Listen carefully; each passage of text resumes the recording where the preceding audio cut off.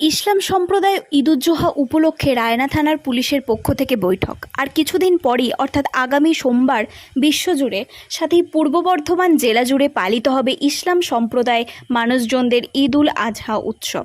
সেই নিয়ে যথেষ্ট তৎপর পূর্ব বর্ধমান জেলা পুলিশ। বৃহস্পতিবার রায়না থানার পুলিশ প্রশাসনের পক্ষ থেকে রায়না থানার মধ্যে ঈদ উল আজহা উৎসব উপলক্ষে ঈদ কমিটির সকল সদস্যবৃন্দকে নিয়ে একটি আলোচনা সভা অনুষ্ঠিত হয়।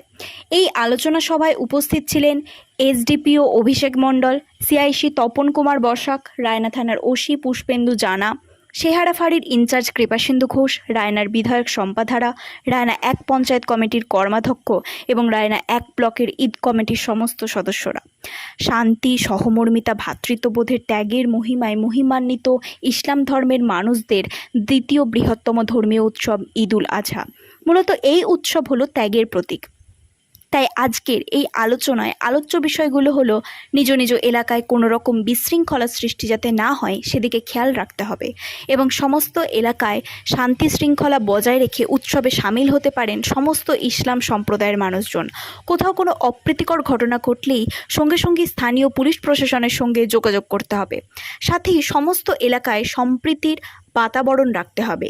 এছাড়াও নানান বিষয় নিয়ে আলাপ আলোচনা করা হয় আজকের এই বৈঠকে সকলকে সামনে রেখে।